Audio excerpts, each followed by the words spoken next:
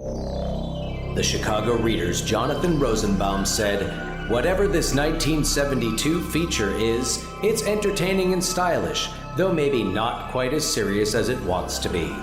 Variety magazine said the screenplay, which never seems to talk down to an audience, while at the same time making its candid points with tasteful emphasis, returns the story to a variety of settings.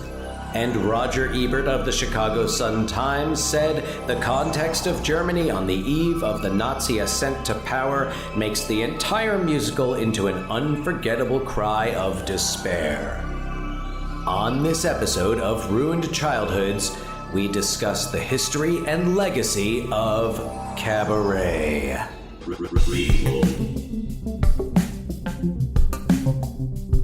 Sequel.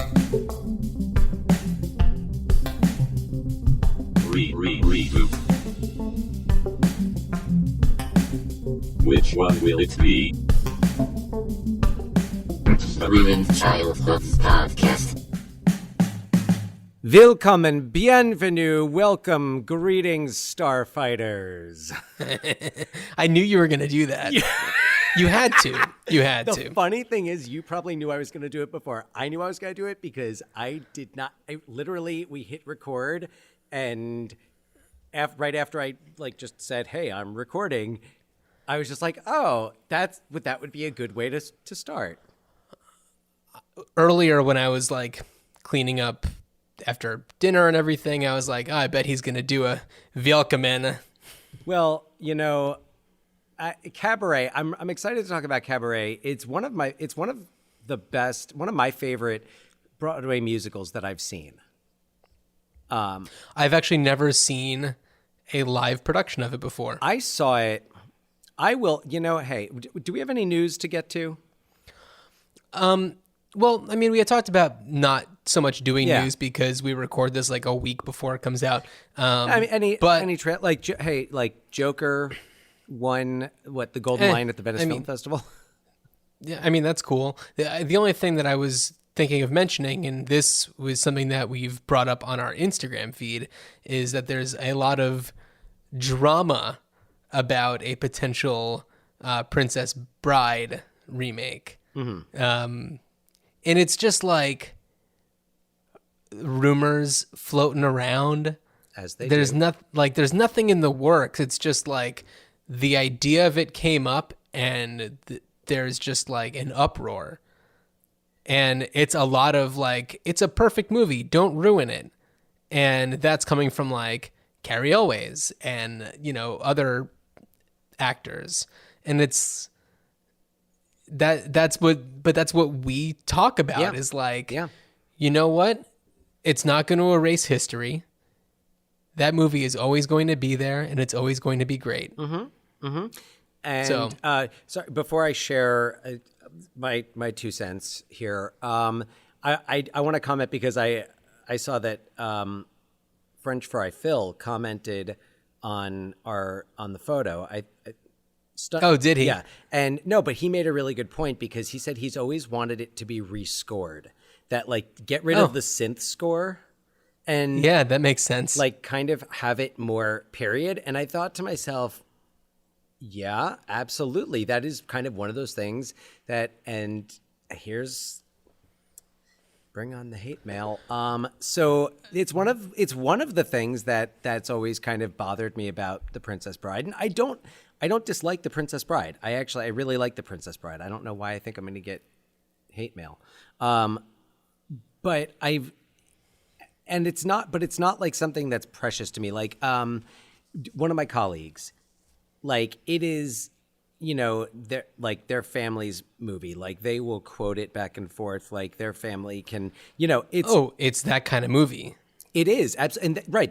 They are not the only family like that.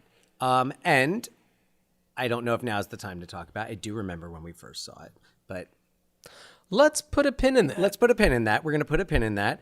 And although I will just follow up on what you were saying. I was at a dinner with my wife's colleagues recently, and one of them The Princess Bride came up, not in the context of remaking it, but Someone said marriage. it just kind of came up as it being it's just like a super quotable movie that, you know, it transcends a lot of barriers like age and for a lot of people race, and you know, it's like you can walk into someone else's living room and see their whole family and they'll be quoting the same things that your family quotes from it. That type of thing. It Not like our transcends family party does that. lines. It does. It absolutely does. and it's got Andre And, the Giant in it. God damn it. It sure does. And she was saying how like it's her favorite movie and her favorite book. And then she started saying, quoting Miracle Max, but she called him Mad Max. And I was like, this is your favorite? And you're not even getting the guy's name right? Although now I'm imagining Hello? Miracle Max Hello? Beyond Thunderdome, and I love it. Call Billy Crystal. Which and actually, speaking of Princess, I use Princess Bride in teaching. I've used it to have kids analyze characters. It presents a great opportunity for kids to like really. The characteristics are very bold in it. The character traits are very bold in it. Yeah. I also use it when I teach Romeo and Juliet in the context of, spoiler alert, Juliet taking the potion that I describe it as it makes her mostly dead. She's Carrie Elwes in The Princess Bride after he's on, the six-fingered man's machine with the albino. Mm-hmm. And politically correct, you can't have the albino anymore. I don't know. Also, Mel Smith, man. Shout out Mel Smith. Yeah, I mean, R.I.P. Of brain donors. Yeah. Well, like we can still shout him out. We can still shout him out. Yeah, let's pour one out for pour one out for Mel Smith. You bet. I'm pouring it. It's my sparkling grapefruit juice here. All right. So anyway, that's the only thing that really was worth bringing up. So my 2 cents on it is this. Yeah. Why?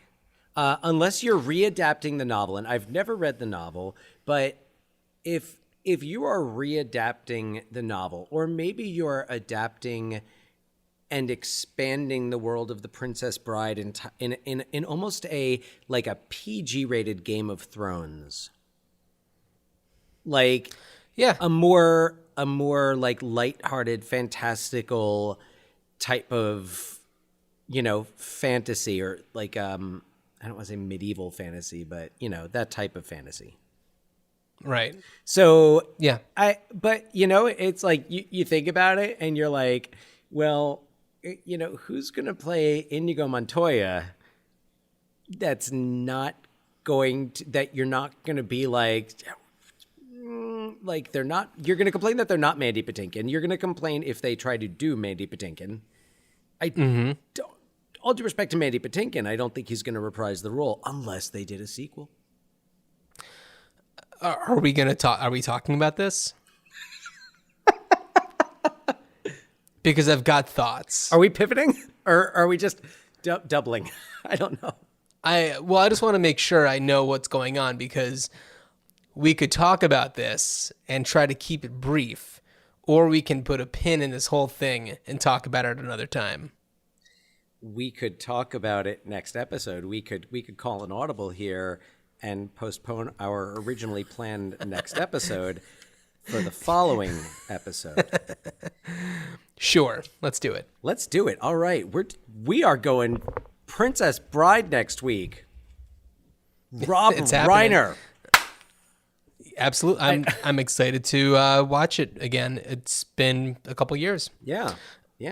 So, right. Anyway, Pin. Let's then pivot to Cabaret. Yes. Yeah, I mean... A very different movie. Yeah, actually, yeah. We got to talk about Cabaret. Very different movie.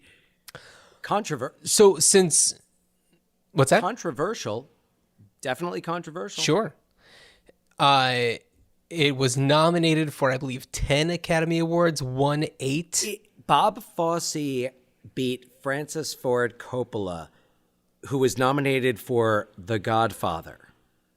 Right, which beat it out for Best Picture and Best one other thing. I think. maybe Best Actor, but was Michael York nominated for Best Actor? I guess Joel Grey would have been supporting actor. He won 'cause supporting, and Liza Minnelli won Best Actress. Because Yeah, I don't know. If, I'm pretty sure all the Michael other York. supporting nominees were from The Godfather. Because it would have been, mean- it would have been I think Al Pacino, unless he was nominated against Marlon Brando. it was James Caan. I could just look it up. James Caan. Was John Cazale not nominated for that Fredo? I mean, come on. You just pick anyone from the cast of The Godfather and they could be a supporting actor nominee. Yeah, so it's kind of amazing that, and Joel Grey is phenomenal. He is. He Yeah. I mean, he absolutely is. Yeah, and for anybody unfamiliar, Joel Grey, who plays the MC, father of Jennifer Grey of Dirty Dancing. Baby, the one and only. She's Joel Grey's baby. And Joel Grey, you might also know from The Player with Nick Nolte and Susan Sarandon, who were in Lorenzo's Oil. Oh, wow. Okay. Oh, wait. What was mine? Shit, I had it. Oh no, you know what? I was racking my brain. I was just totally. I was like Liza Minnelli, like what was Liza Minnelli in Arthur? Who's in Arthur? Dudley Moore, John Gielgud. Yeah, and I wasn't gonna go IMDb this. Like I feel like or Michael York. There's got to be a connection between Michael York, Austin Powers. Yeah, like Austin Powers, Yeah. with like Madeline Stowe in the first Austin Powers, or Clint Howard. Like, Yeah, there's got to be overlap a somewhere. direct path. Yeah. you're just I want to see how long we can go until you run out of The Player. It will happen. It will happen. I'm trying to think of who from The Princess Bride would have been in The Player. And hold on, we'll come back to that next week. Let's Yeah, pin that's that. right. Pin We it. will. Pin it. I'm not literally pinning anything out. I'm just making a motion right now. And Yeah, but you're next to a bulletin board. I'm next to a wall that's that I can stick tacks in. Anyway, Well, there you go. I'll take pictures and post them on Instagram. So Dan, since you are more familiar, I saw the movie, but because this is something that you've been an admirer of the stage production, why don't you give a brief synopsis? Okay, I'm going to tell you a little story about possibly. I regret handing it over to you. No, it's a little story, and so I went to college at Rutgers University and studied theater, and had some awesome friends, and we all kind of geeked out about theater and acting and direction. And one day, it was me and my good friends to this day, Mr. Ray DeJean and Mr. Michael Buckley. And fitasbuck.com. If you're looking for a personal trainer, he does like video training sessions. Anyway. Fit as Buck? Fit as Buck. Yep. Good God. Also makes total sense knowing him. Yes. Big Daddy Buck. Beautiful Buckley of Capital Wrestling. Anyway. And Ray is, I forget what his title is, but at oh boy, he's going to kill me. I forget the name of the hotel in Austin, one of Austin, Texas's finest hotels. Oh. Yeah.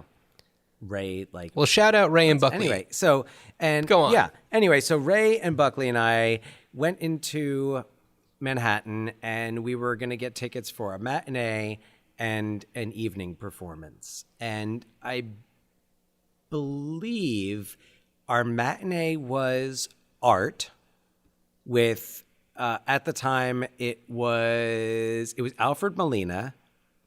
I'm totally drawing a blank on his name, and I can't believe it. Great actor. He was on Alias. He's Sydney's father, Victor Garber.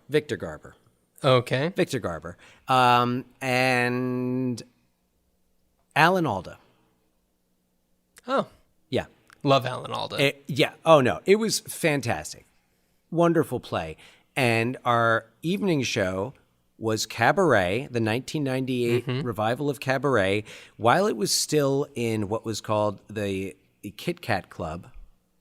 It was previously, it was previously, I want to say the Henry Miller Theater, and they for this production, which was directed by Sam Mendes and choreographed by Rob Marshall.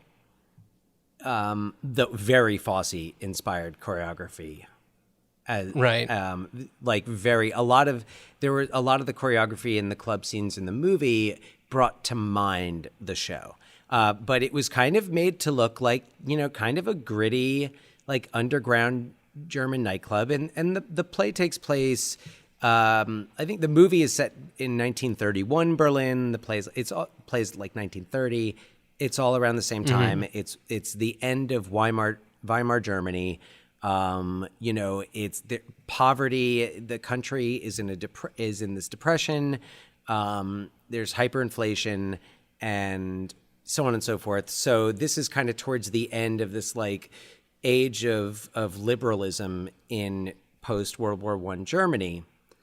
And they really made the whole thing up to look like that, and they made it very. It was a full environment. Like the show was everywhere. Alan Cumming, who played, It's kind of like when you go to see Cats, like there's gigantic trash in the lobby because you're a cat-sized person. just a big litter box. I've never seen Cats, nor do I plan to.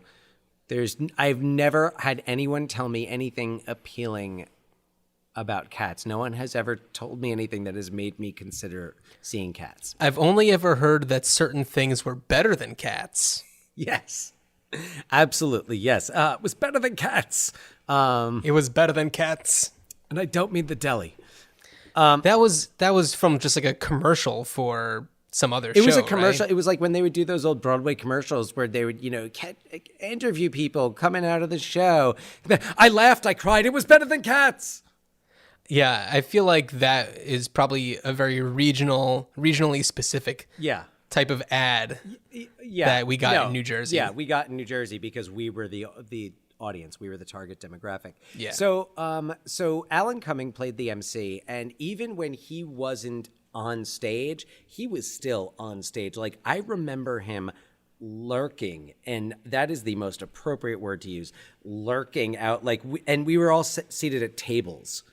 So it was like we're the patrons at the nightclub, and it was like when he wasn't performing, he was always on stage watching. He was always somewhere in the theater, just kind of like lurking about. And he had this very pale. I mean, this was Alan Cumming, 1998.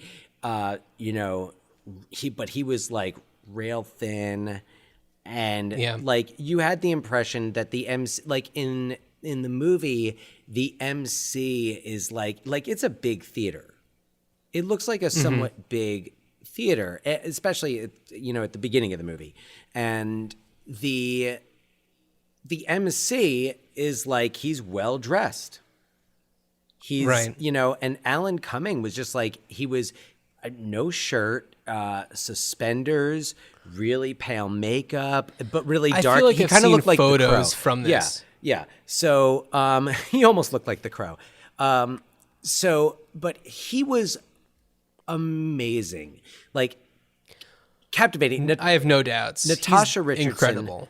The late Natasha Richardson, the late great Natasha Richardson played Sally Bowles, and because in the play Sally Bowles is British, and I believe in the original book by Christopher Isherwood, she's British and he's British. In the musical, at least the 1998 revival, her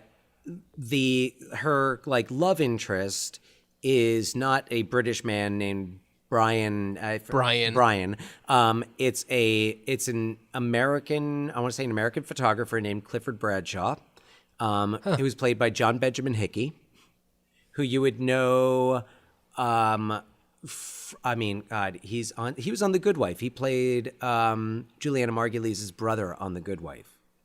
Oh, yeah. So a reunion of sorts for he and Alan Cumming. Yeah, totally. I I'm sure that occurred to me at some point watching it. And it also, I mean, so many great actors in this. And then there was another, so in the movie, there's this romantic subplot between a Jewish woman and a man who is a Jew masquerading as a Gentile in Berlin. Fritz. Yeah, Fritz. And Fritz, that they are not in the movie. The movie's kind of romantic subplot that brings in that aspect of anti-Semitism is Fraulein Schneider, who runs the boarding house where they live.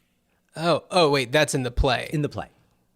Yeah, okay. Yes. So in the play. Yeah, in the movie, yeah. Yeah, in the movie, the Fraulein Schneider has like one line, and you just see her ironing. Right.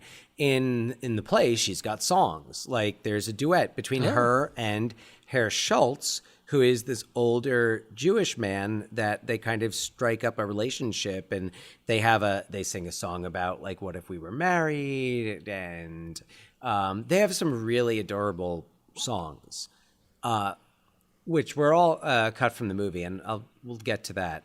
But and that was Ron Rifkin played Herr Schultz of Alias. Speaking of,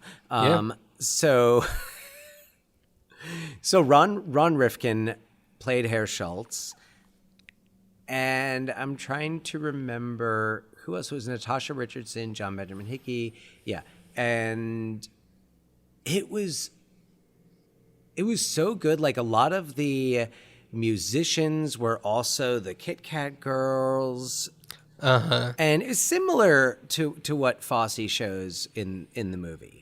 But it kind of had this very, very like dirty. The movie hints at it, but the play, like the show, was really sexual. Like the song "Two Ladies" features a threesome in shadow play. Like, I really like the way that song was done in the movie. It was a lot of fun. The musical numbers, like they're shot in such interesting ways, and you don't check out during them. No. And here's where I think here was like a decision I think was really solid, was taking out the songs that in the musical are sung as part of the story outside the cabaret. Gotcha. I think keeping the music in, and there are some like really nice songs that are lost, but to be quite honest, like when I listen to that cast recording, I listen to the cabaret songs. I listen to the opening number. I listen to Mein Herr. I listen to Don't Tell Mama. I listen to Two Ladies. I also sometimes listen to Tomorrow Belongs to Me. Which one is that? That is the only song in the movie that is not sung in the cabaret. It is sung by the young Nazi in the beer garden. Oh, yeah. Tomorrow Belongs to Me, which has actually been adopted by like some white nationalist groups, was written by Kander and Ebb. It wasn't. I was always, because it sounds so authentic. I thought that it was just a Nazi song, like a Nazi song. Yeah. I mean, they had, just because they were Nazis didn't mean they didn't sing, but they got down. Tomorrow Belongs to Me is a chilling song, and in the play, it is like, it drives such a chill. I remember at the end of that play, because the play ends also differently than the movie. And at the end of the play, one of the final images that first Sally Bowles, when she's singing Life is a Cabaret at the end, and it's after. So in both the movie and the play, she gets pregnant. She ends up having an abortion. And in the play, you get a hint of this in the movie, but one of the big differences between the movie and the play is in the movie, Liza Minnelli plays Sally Bowles as a very talented singer and dancer. Mm-hmm. In the play, Natasha Richardson played Sally Bowles as a talented enough singer who really wasn't going to go any further in her career. than this. Gotcha. And when Natasha Richardson sang "Life Is a Cabaret" at the end, and you know her character has just had that abortion, and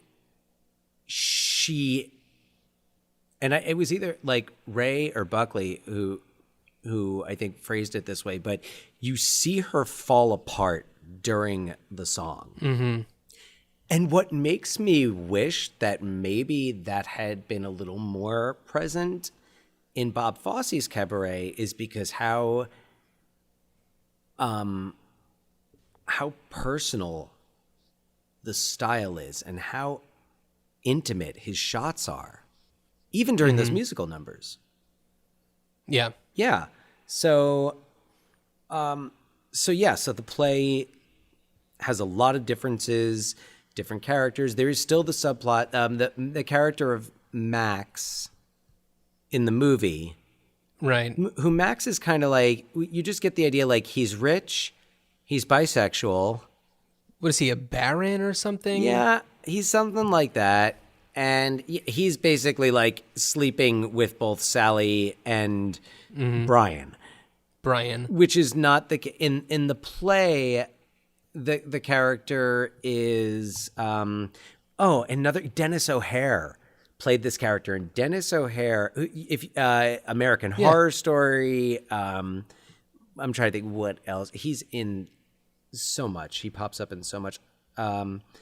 But he played this character. Sorry, can't find my notes here. Quite all right. Oh yeah, Herr Ludwig. If you saw him, Ludwig. you'd know him in a second. Yes, yeah. Brilliant character actor. But he played Herr Ludwig, who is the Nazi. In the play, he's a Nazi. He's gotcha. You don't meet him as a Nazi, but then you find out later it's when he sings, like they put on I think a record of Tomorrow Belongs to Me, and he starts singing along, and he's like, he and this other character, I forget what her name is, but like the two of them are just like in like Nazi heaven, harmonizing and singing this song together, if I'm remembering it correctly. But yeah, they sing Tomorrow Belongs to Me. And it's reprised later with Alan Cumming singing it. Oh, yeah. And he ends it. It's so chilling. I want to say it's the end of Act One. And when he ends the song, and he ends it, rather than singing to me, he goes, to me, and has like a Hitler mustache and is doing the Sieg Heil. Which I feel like he does at some point in the movie, but clearly not during that, because he doesn't do that. It's but not like as chilling. Right. It's done like as a goof. Yeah. You know. But also the show ends where the MC, when he, I forget what he's wearing, but if I remember correctly, he like removes, he's like wearing a coat, and when he removes the coat, he's got a tattoo on his arm, he puts a coat on, and it's got a patch, and it's got a pink triangle, and like a Jewish patch. So he's in the concentration camp, both being Jewish and gay. But yeah, so at the end they kind of have this reveal that like just the Kit Kat Club is done, which they show that they kind of, actually the movie's different, because I feel like at the end of the movie there's kind of an upswing for the Kit Kat Club. Yeah. Except it's an audience of Nazis. Right. Watch the movie. It's fun. Yeah, it's yeah, no. It is fun. It's brilliantly shot. Like, it's a treat for the eyes. I mean, and I had never. First of all, I always, for some reason in my mind, Cabaret came out in 1970, so it wasn't in my mind. It was not up against The Godfather. But when I discovered that Bob Fosse won over Francis Coppola for The Godfather, yeah, I wasn't. It's a big deal. Partially because Francis Coppola won for Godfather Part 2, so it's kind of like Peter Jackson winning for the third Lord of the Rings. But It's exactly like that. Similar looks in that time period too. So yeah, so the I think the only things that you didn't mention are just the basics of the character of Brian in the movie. And so yeah, it's played by Michael York, who most people would probably know from either Logan's Run or the Austin Power movies as Basil Exposition. And he's studying German, but he's in Germany to like study German, but he is making money teaching English or like tutoring, helping people with their English, kind of just on the side. And he ends up in this boarding house where Sally Bowles also lives, and that's how they have a chance meeting, and she invites him to the Kit Kat Club, and the two of them hit it off. And what we know about him is that he is, I believe, celibate when she meets him. He kind of implies that he's gay because she kind of asks him if he's gay, right, and he doesn't say anything. Yeah, so his sexual orientation is ambiguous, and right, and also it's like thinking about it in 1931, people probably aren't as quick to announce their sexuality. True, though I will say that in during the Weimar period in Germany, I'm not going to say like, you could, pride parade every day in the streets, but there was more openness towards homosexuality, bisexuality. Right, but he's an Englishman. Yes. Who's just arrived there. Yeah. So, for her to be so open with him, I mean, considering the time and place in Germany, but also her career, there's just a lot more openness. So they develop their relationship, and then in comes Maximilian, and it's kind of like, how does he fit in? And then it's like, oh, I guess they're like a throuple now. They have that weird dance goes scene. Away. Oh, it's really, really beautiful, actually. Yeah. It's a really cool scene. It was, I guess I think I was caught off guard by it. And it is beautiful. You're right. And that's actually an example of Fosse's, like that intimacy of Fosse's style. To be able to direct a musical that feels so personal is, really an accomplishment. Yeah. Well, and we could talk about All That Jazz. But man, I haven't seen that movie in a long time. But that's, as personal as it gets, well, because that's him doing the story of his life and death. And death. Yeah, that's true. Yeah. So Bob, Bob Fosse, interesting guy. If you haven't watched Fosse Verdon, it's on Hulu, I think. Yeah. And man, it's great. I know we pitched it. I actually watched another, because I've kind of just been taking my time with it, with each episode, and just I'm not necessarily binge watching it, but I watched another episode after we recorded our last Ruined Childhoods, and you forget it's Michelle Williams and Sam Rockwell. Yeah. They are that good. I don't know if I necessarily forget that it's Sam Rockwell. Slightly more. It is more so with Michelle Williams. I don't know much about Gwen Verdon. I've seen a couple of things she was in. I think it has more to do with the fact that Sam Rockwell is known for dancing in his movies. And that's true. So he didn't dance in 3 Billboards. Did he? Not that I can recall. No. But in a lot of his movies, at some point he dances. Charlie's so when Angels. I saw that he was playing Bob Fosse, I was like, oh, that makes sense. Yeah. I could see him dancing. Anyway, so Fosse Verdon, amazing. Yeah. So, so Dan, how could you maybe imagine Cabaret now? Yeah. So I could imagine it very much now. So I'm very much influenced by that 1998 Broadway production, and it makes me wonder what Sam Mendes would do given the opportunity to make a film of Cabaret. Now, you're not going to remake Bob Fosse's Cabaret. So I feel like it's a smarter choice to try to adapt the Sam Mendes adaptation into a film and kind of go more in that direction. I would definitely take some cues from Fosse, and I have a hard time seeing the choreography being different. I mean, like I said earlier, Rob Marshall choreographed for Mendes, and it was very like Fosse. He wasn't trying to. Rob Marshall was not trying to do Rob Marshall's Cabaret. He was, which I think it was a great choice. And Rob Marshall's also a pretty good director.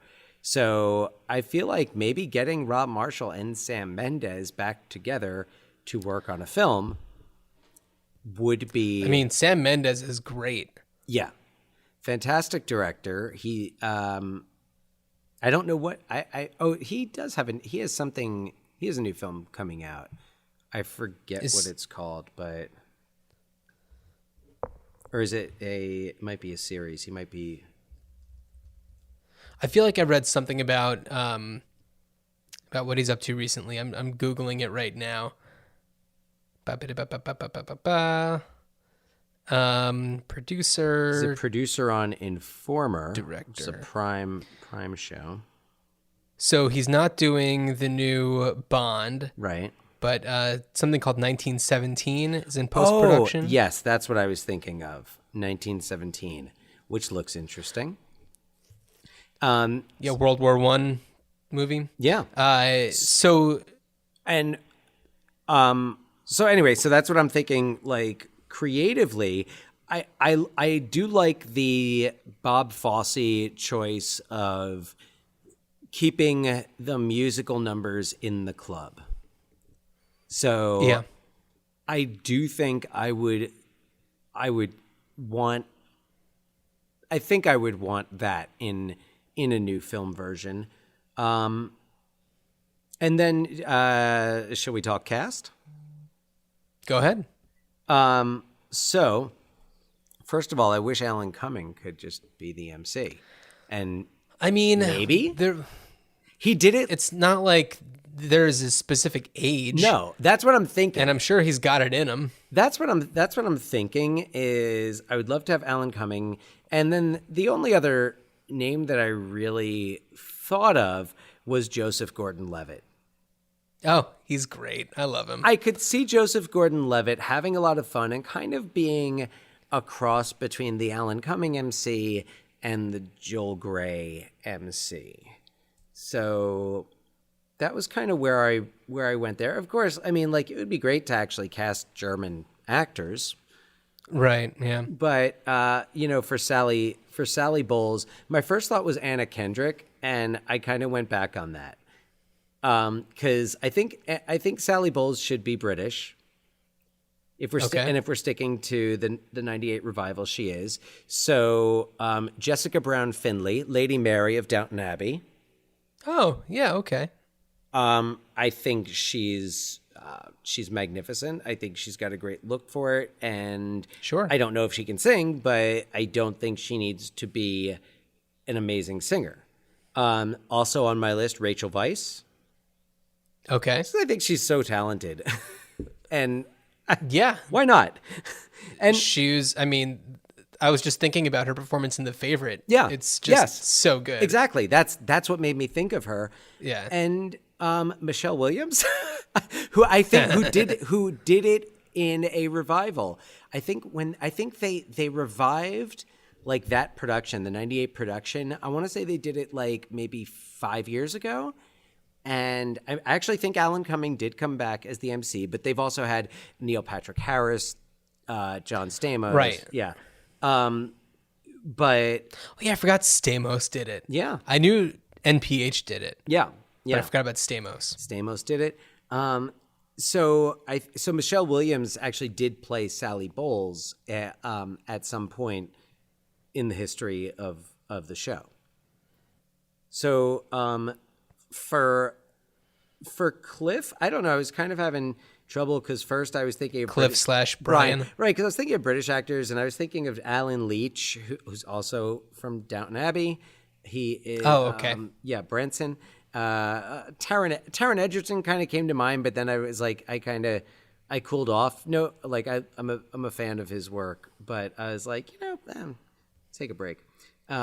Michael Fassbender came to mind. I think there are a lot of actors who could play that role. For Herr Ludwig, the character that Dennis O'Hare played on Broadway. Right. So I thought of Daniel Bruhl and Christoph Waltz. Okay. Christoph Waltz. I just went to the Oh, Inglorious I love Bastards. Christoph Waltz. I just went to the Inglorious Yeah. Bastards cast and was like, which Nazis could we use here? And Daniel Bruhl and Christoph Waltz. I didn't really have a Herr Schultz in mind. Herr Schultz is who Ron Rifkin played in the Broadway version. But Fräulein Schneider, the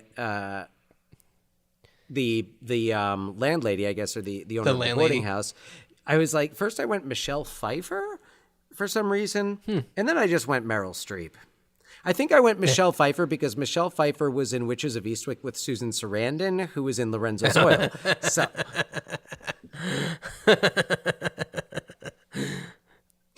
Very true.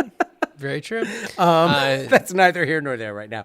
And I went Meryl Streep because I was like, yeah, why not? She likes doing accents and musicals, and this is both. Sure. She's great. She's Yeah. Meryl Streep. Yeah. No one's going to argue that. So What do you think of John? I had a similar thought where it's like, you can't do a sequel. That's just not an option. But, and I'm not, what's that? Sorry, the sequel to Life is a Cabaret is Life is Beautiful. Well, Kind of. does take place shortly after. That's where the sequel to, yeah. Anyway, sorry, John, continue. I'm going to stop talking. Yeah. So, I was thinking that it would be interesting, and I'm going to say it's not that I would want this to happen, but if it had to happen, I could see it being brought into a more present day and dealing with perhaps the alt-right in place of the Nazis, and still kind of have it be the same types of characters and the same environments, but, present day. And I feel like to direct it, I would actually have Damien Chazelle. Oh, yeah. And then, of course, bring in Emma Stone for the Sally Bowles character. She did it also on Broadway. Did she? Mm-hmm. Not surprising. Mm-hmm. And for the MC, Nicholas Hoult. Speaking of the favorite, yeah. Emma Stone and Nicholas Hoult. We know I how had he looks the in white favorite on the makeup. brain. Right. Well, that's why I thought about it. And for the Brian character, I was actually thinking Eddie Redmayne. Oh, yeah. Yeah. Yeah. I feel like he was so good as like Stephen Hawking, and then when he did, what was that? Was that Jupiter Ascending he was in? He was in Jupiter Ascending, yeah. And I feel like he did that, and everyone was like, never mind. Well, but he was also in the film. Danish. Was it the Danish Girl? Is that? Yeah, where he played he was transgender in that, I think. Mm-hmm. And he was in the film version of Les Miserables. That's right. He played Yeah. Marius. So I thought that he would be good because I feel like I've seen him do the kind of like reserved, but like you could tell that there's more going on in their head type of character. Yeah. And then for Maximilian, Ryan Gosling. You know that he works well with Damien Chazelle and Emma Stone. And he's, he has that like charisma, that like, just that magnetic personality. And then I was also thinking, what if you took that same cast and have it directed by John Waters?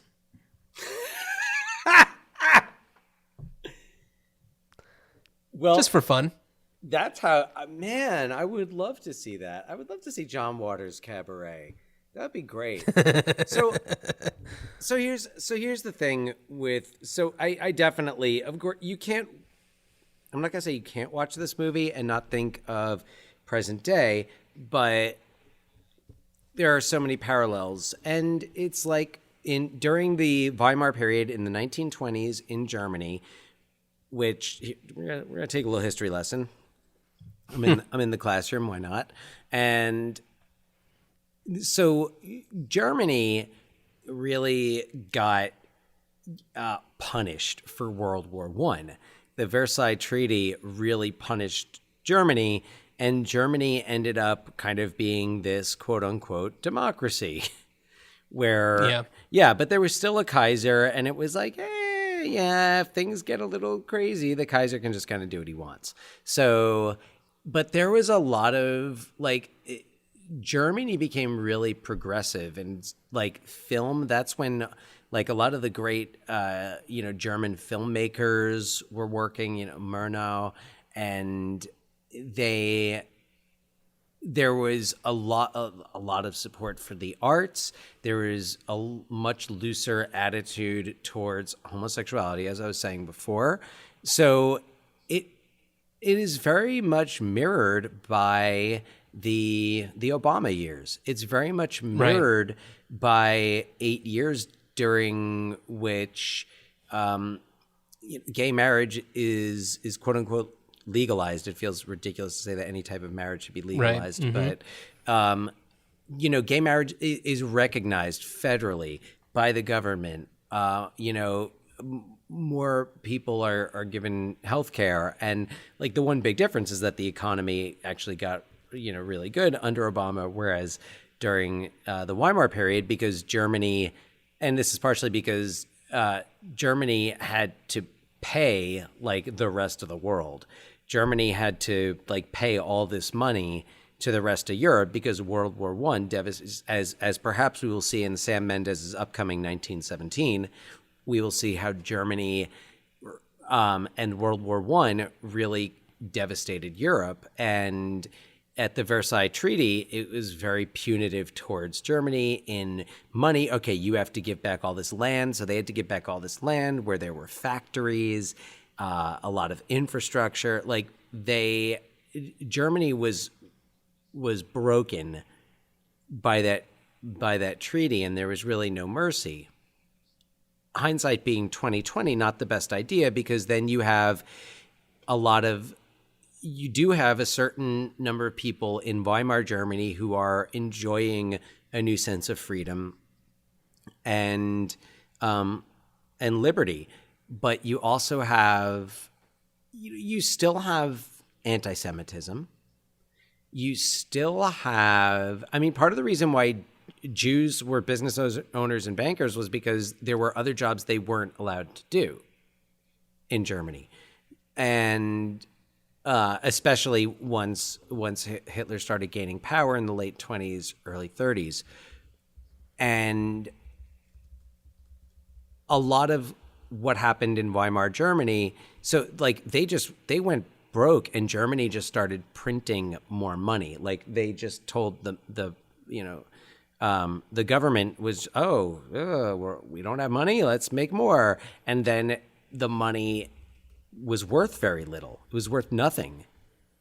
So you kind of see that descent in the film of Cabaret. You see the audience of the club gets, like, you see it thin out over the course of the film, and you see everyone looking more and more run down. But really, by 1931, everyone was, the Nazis, I think, had there were like 20 political parties, and the Nazis had like 16% of the seats in parliament, which meant they had the majority because there were so many political parties.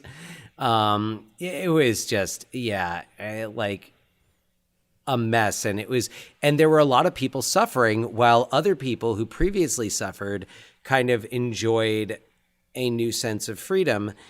You had other people who were suffering, and you had, just like you have the people in America who are saying, oh, our jobs are being taken by immigrants. Right. And, oh, those other people have, why do they get all this freedom?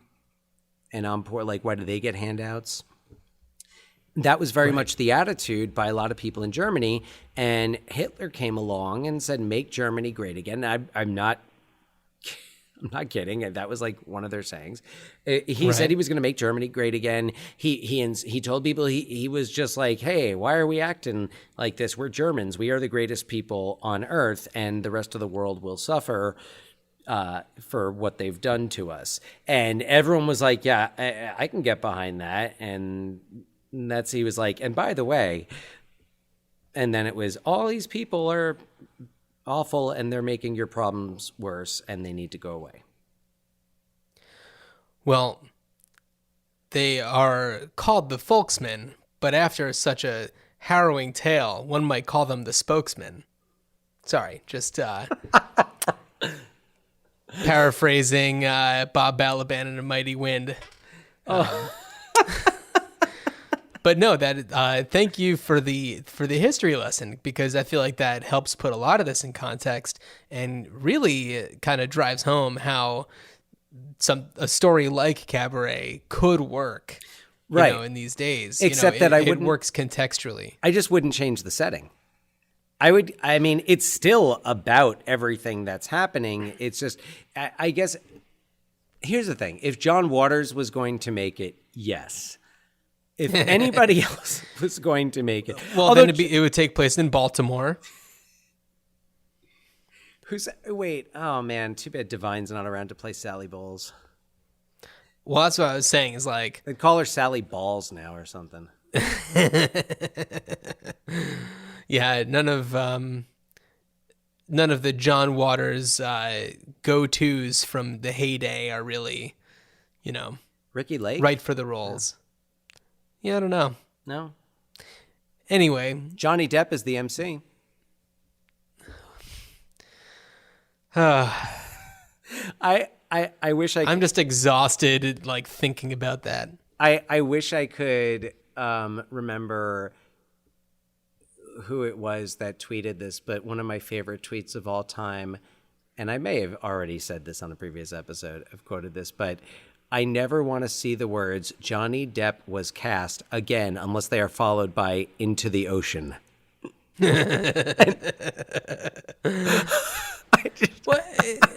What's so interesting is, like, he's for such a long time, he was so great.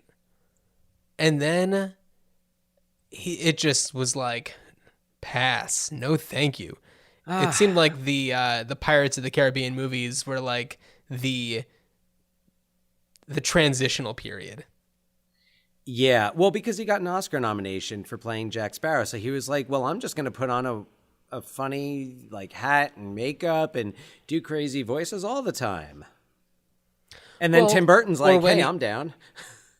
Well, around that time, he also did Secret Window, which was just, like, pretty bizarre. John Turturro playing a hillbilly. Yeah. Yeah. And that movie was kind of like Johnny Depp being like, it's like, hey, I can be like myself. And then everyone was like, pass. And then somewhat recently, a few years ago, he did Transcendence, and that was garbage. It's like whenever he tries to do something that, I don't know, is to get back into the good graces, it just is a failure. Kind of, yeah. But he also did Finding Neverland, which was, I think, 2004. So it was right around that transitional period. But other than the accent, he was really... Yeah. Didn't that just, like, slip in and out? Oh, I thought he was. Wasn't that- No, I thought he was pretty good in that. Oh, I mean the accent. Didn't that kind of slip in and out? Of I'm trying to remember. of Johnny Depp, like in real life, or Oh, I thought that he was doing. I remember there was some Johnny Depp movie where he kind of goes in and out of a British accent. I mean, maybe it was Finding Neverland, but I don't remember that. It's been a long time since I've seen it. 15 years. I mean, I think I saw it when it came out, and Yeah. never since. Yeah. Yeah, I'm trying to remember the last thing I saw. Wait, who was the kid in that? That was what's his name? He was the same kid who played Charlie in Charlie and the Freddie Chocolate Highmore. Factory. Freddie Highmore, yeah, the Good Doctor. Freddie Highmore. Yes, he's on a show now. He's on a show. He's on a show. Yeah, he plays a doctor. Cool. Yeah. Dr. Highmore. Well, Dan, I feel like we've already addressed what we're going to be talking about in the next episode. We have anything, John? Is there anything else you want to add about Cabaret? Where you see it going? What its place is? I mean, I imagine there will constantly be revivals of it. Very, different interpretations, but I feel like they're always still going to have similar threads. I would be remiss if I didn't mention the small town performance of Cabaret in the town of Schitt's Creek on the television show Schitt's Creek season 5, directed by Moira Rose, and starring Stevie Budd as Sally Bowles, and Patrick as the MC. Oh boy. Oh. See now I'm on season 2. Oh man, it's so good. It's I don't always have time for a Schitt's Creek, but when I have time for a little treat, that's my go-to. It's one of those shows that you think like, how could it get better than this last season? And it just keeps on going strong. Yeah, I just watched the enchiladas episode. Oh my God, it's so good. Yeah. Fold the cheese. How do you fold the cheese? Stop saying fold the cheese. All right. All right. So Cabaret, I don't know if there's a filmed version available anywhere, but if you can go on YouTube, if you can find a filmed version of the Sam Mendes revival with Alan Cumming as the MC and Natasha Richardson as Sally Bowles, check it out. It is, it is a memorable theater. For me, it is a memorable theater experience that really still stands out 21 years later. Yeah, clearly. And also, Natasha Richardson, pour one out. Yeah, pour one out for Natasha Richardson. Yeah. All right. Well, Dan, Princess Bride next time. I'm excited. Princess Bride. Good journey. Good journey.